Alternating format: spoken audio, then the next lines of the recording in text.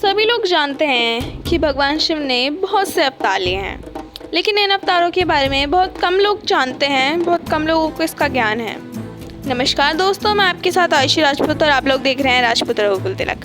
जैसा कि मैंने आपको पिछली वीडियो में बताया था, इस वीडियो में हम बात करने वाले हैं कि क्यों लिया भगवान शिव ने नंदी अवतार और भैरव अवतार। तो चलिए शुरू करते हैं।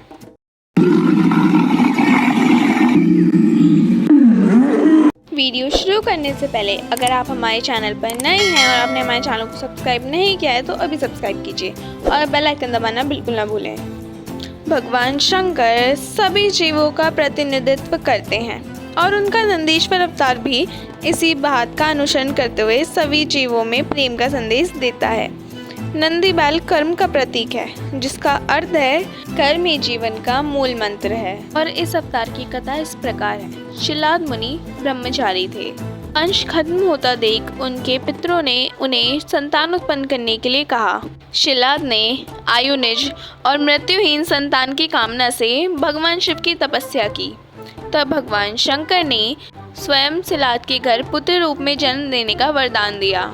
समय पश्चात भूमि जोतते समय शिलाद को भूमि से उत्पन्न एक बालक मिला और शिलाद ने उसका नाम नंदी रख दिया, जिसके बाद भगवान शिव ने नंदी को अपना गण अध्यक्ष बनाया और इस तरह नंदी नंदीश्वर हो गए।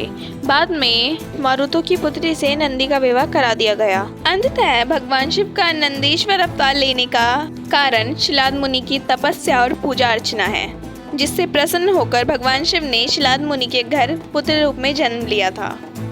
जय नंदीश्वर। चलिए दोस्तों, आगे बढ़ते हैं और जानते हैं भगवान शिव के अगले अवतार यानी कि भैरव अवतार के बारे में। भगवान शिव के परम रूप भैरव जी ही हैं। एक समय की बात है, ब्रह्मा जी सुमेरु पर्वत पर बैठकर ध्यान में मग्न थे। उसी समय देवता उनके पास आए। उन्हें नमस्कार कर उन्होंने ब्रह्मा जी से पूछा, इस संसार में अविनाशी तत्व क्या है? इस पर ब्रह्मा जी बोले, इस संसार में मुझसे बढ़कर कोई भी नहीं है। मेरे द्वारा ही ये सारा संसार उत्पन्न हुआ है। मेरे कारण ही संसार चलता है, निवृत्त होता है। ब्रह्मा जी के ये वचन सुनते ही वहाँ बैठे श्री हरि विष्णु को बहुत ही बुरा लगा और ब्रह्मा जी से बोले कि आप अपनी यूं ही स्वयं प्रशंसा ना करें, क्योंकि मेरी आज्ञा के फलस्वरूप ही आप इस सृष्टि के रचयिता हो। इस प्रकार श्री हरि विष्णु और ब्रह्मा जी आपस में ही लड़ाई करने लगे। तब उन्होंने खुद को बड़ा स्पष्ट करने के लिए वेदों का स्मरण करना शुरू कर दिया। फलस्वरूप चारों वेद वहाँ प्रकट हो गए।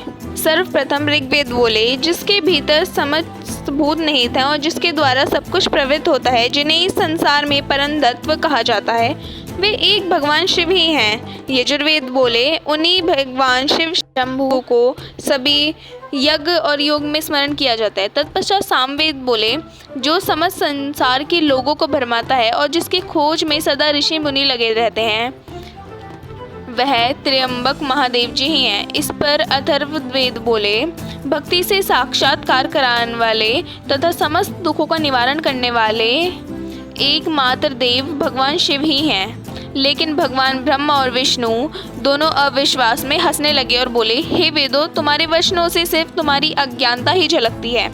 ब्रह्मा जी और विष्णु जी के इन वचनों को सुनकर हर जगह विद्यमान रहने वाले मूर्त और अमूर्त रूप में ओमकार ने भी उन्हें उन्हीं वचनों का स्मरण कराया जो वचन वेदों ने बोले थे। परंतु उसके बाद भी ब्रह्मा जी और विष्णु जी की लड़ाई नहीं रुकी।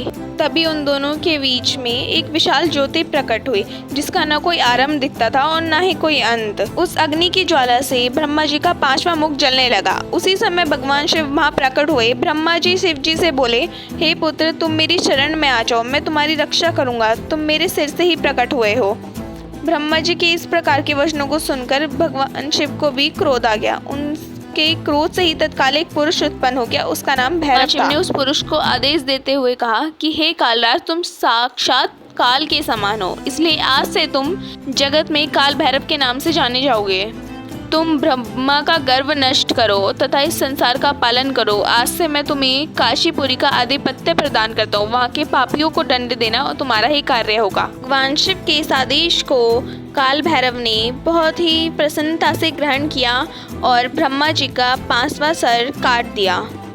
यह देख ब्रह्मा जी भयभीत होकर शतरुद्रीय का पाठ करने लगे। भगवान शिव की कृपा से ब्रह्मा जी और विष्णु जी के बीच का विवाद तुरंत समाप्त हो गया। ब्रह्मा जी को शिव जी का अपमान करने पर अत्यंत पछतावा हुआ। वहाँ भगवान शिव ने उन्हें क्षमा भी कर दिया। तत्पश्चात भगवान ने काल भैरव को आज्ञा दी कि वे सदा ब्रह्मा और विष्णु का आदर करें और पापियों को दंड प्रदान करें। अतः भगवान शिव का काल भैरव अवतार लेने का कारण उनका क्रोध और ब्रह्मा जी और विष्णु जी की लड़ाई को रोकना था। जय काल भैरव, जय Shiv Shambhu. I hope you guys enjoyed this video. अब मिलते हैं नेक्स्ट वीडियो में, तब तक के लिए thanks for watching and don't forget to subscribe. हमारी नेक्स्ट वीडियो होने वाली है क्यों लिया भगवान शिव ने अश्वत्थामा अवतार और वीरभद्र अवतार। तो आपकी नेक्स्ट वीडियोस मिस ना हो इसलिए अभी हमारे चैनल को सब्सक्राइब कर लीजिए और बेल आइकन दबाना बिल्कुल ना भूलें। जय श्री राम।